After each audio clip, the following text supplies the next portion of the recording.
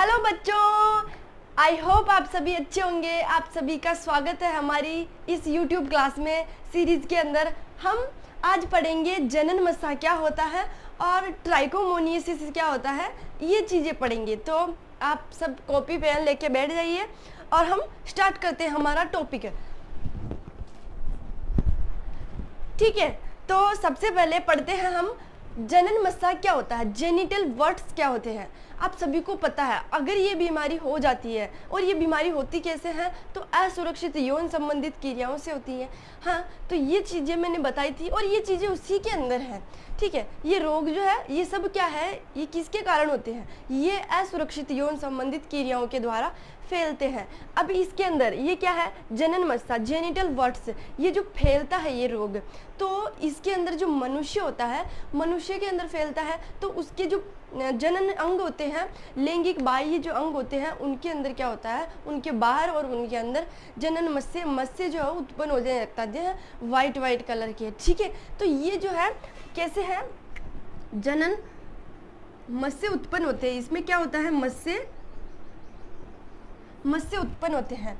अब किसके कारण उत्पन्न होते हैं ये आप सभी को पता है, यहाँ पे लिखा हुआ है, मानव पेपिलोमा रोगाणु द्वारा फैलता है।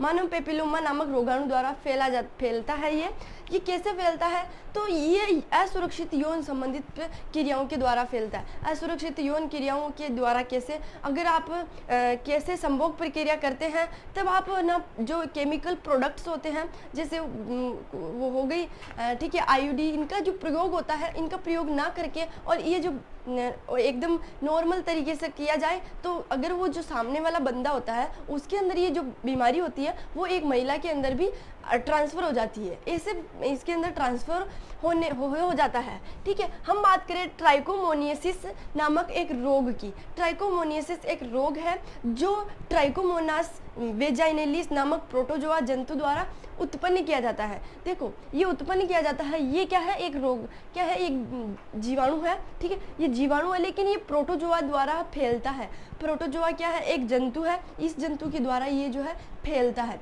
वो कैसे फैलता है, ये असुरक्षित यौन संबंधित क्रियाओं के द्वारा फैलता है। कौन सी क्रियाएं थी, तो असुरक्षित यौन संबंधित क्रियाएं, यानी एसटीडी हम बोल सकते हैं इसको, एसटीडी यानी सेक्सुअलिटी ट्रांसफर डिसीज। ये जो क्रिया है ये इसके द्वारा फैलती है। हम तीसरा जो है इसको देखो, इसका बचाव क्या है, इसके बचाव तो मैंने बताया नहीं आपको, इनके बचाव क्या है। अगर आप संभोग प्रक्रिया करते हैं, इसके अंदर ये लिखा हुआ है, एनसीईआरटी बुक में ये लिखा हुआ है कि आप संभोग प्रक्रिया करते हैं, अगर आप सहवास करते हैं, तब आपको जो केमिकल प्रोडक्ट्स है उनका यूज़ करना है और ये अपना स्वास्थ्य का ध्यान रखना है।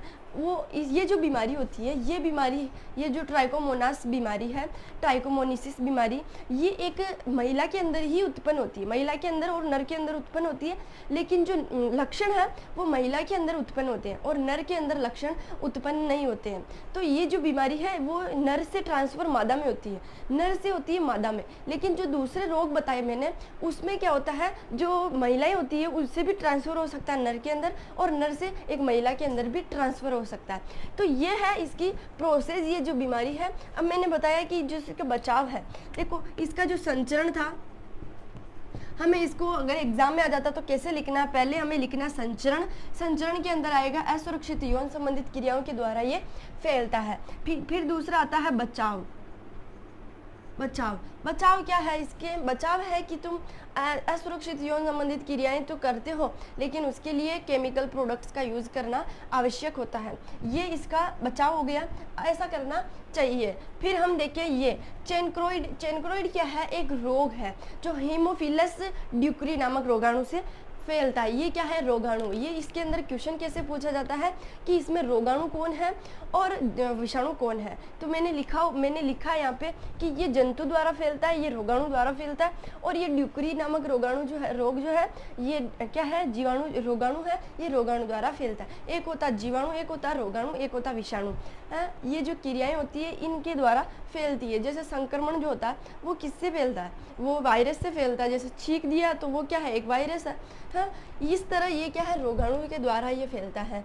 अब हीमोफिलस ड्यूक्री के अंदर देखो, जो ये जो रोग होता है ट्राइकोमोनास वेजिनेलिस, इसके अंदर जो महिलाएं होती है उसके अंदर क्या होता है, मतलब उसमें लक्षण क्या होते हैं, मैंने लक्षण बताना, ठीक है। इसमें लक्षण क्या होते हैं, लक्षण, इसमें लक्षण होते हैं जो महिलाएं होती है उसके मतलब उसके जो अंग होते हैं, जनन अंग, लैंगिक अंग जो होते हैं वो रिलीज़ करते हैं। ओनली फॉर ये महिलाओं के अंदर लक्षण पैदा होते हैं, इसमें नर के अंदर नहीं होते हैं। तो ये महिलाएं जो होती है वो एक श्वेत द्रव रिलीज़ करती है, ठीक है।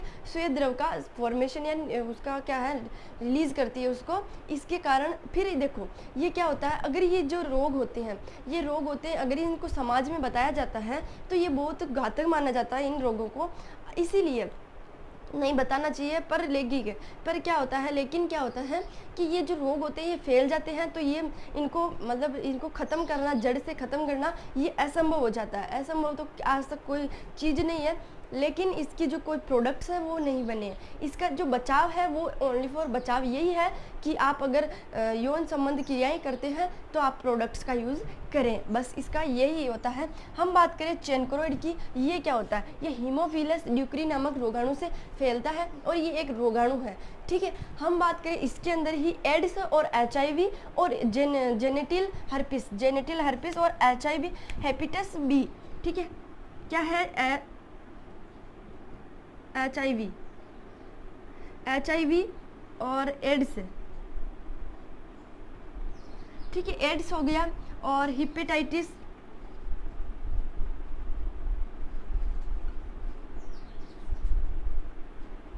ठीक है, हिपेटाइटिस बी और जेनिटल हर्पिस। ये क्या है, जेनिटल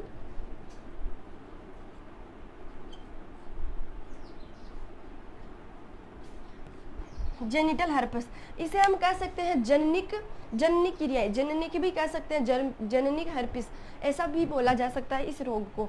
तो ये जो रोग है ये असुरक्षित STD रोग है, ये जो अगर फैल जाता है और इसको क्या है समाज के अंदर घातक माना जाता है ना। और फिर दूसरी बात कि ये जो रोग हो जाता है, लक्षण जो उत्पन्न हो जाते हैं, तो उसको जो आगे वाला जो मानव होता है वो इसे बताने में हिचकिचा जाता है कि यार ये कैसे बताया जाए। लेकिन ये जो रोग फैल जाता है तो इसे मिटाना असंभव हो जाता है, ठीक है। इसका कोई उपाय नहीं होता है ये STD, ठीक है।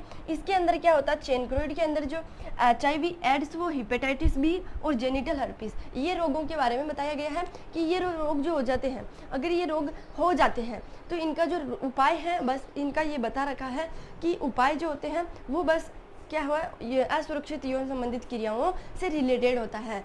फिर इसकी बात करें, इसके बचाव क्या है, तो मैंने बताया कि इसके केमिकल प्रोडक्ट्स का यूज़ करना चाहिए, ठीक है। इसके आगे की बात करें, अगर ये जो सोशल होती है, अपनी सोशल जो होती है उसके अंदर पता चल जाता तो ये थोड़ा घातक माना जाता है, बस इसके बारे में यही बताया गया है। और अगर ये जो क्या है ये बहुत घातक होते हैं। ये घातक कैसे होते हैं, देखो घातक ये फैलने का कारण क्या है, इनके फैलने का कारण और ये घातक कैसे होते हैं। जो हॉस्पिटल के अंदर शल्य चिकित्सक होते हैं, शल्य क्रियाएँ होती है, उनके अंदर ये जो क्रियाएँ होती है, क्रियाएँ कैसी क्रियाएँ, शल्य क्रिया क्या है, ऑपरेशन शल्य क्रिया के द्वारा क्या होता है, शल्य क्रिया के द्वारा क्या होता है, ये जो प्रोडक्ट्स यूज़ किए जाते हैं, जैसे जो दूसरे व्यक्ति है उसके ऑपरेशन के अंदर जो प्रोडक्ट्स है वो यूज़ किए जाते हैं। वो जो होते हैं ना, जैसे वो चिमटा हुआ, उनको पकड़ने के लिए या उसे गांठ बांधने के लिए, टाँका देने के लिए धागा बांधते हैं, वो जो चीज़ें होती है वो जो शल्य चिकित्सा में काम ली जाती है, उन्हीं चीज़ों को अगर धोए बिना ही, उनको साफ़ किए बिना ही अगर दूसरे व्यक्ति के ऊपर यूज़ किया जाता है उनका, तो ये जो रोग है उस व्यक्ति में है तो ये दूसरे व्यक्ति में भी ट्रांसफ़र हो जाता है।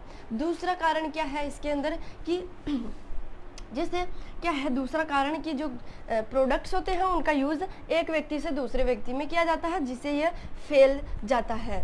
यहाँ तक समझ आया। अब हम नेक्स्ट वीडियो में बात करेंगे कि क्या होता है, बंध्यता क्या होती है, यानी इनफेरिटिलिटी क्या होती है। देखो इनफेरिटिलिटी एक बता दीजिए, ठीक है, हम नेक्स्ट वीडियो में मिलते हैं।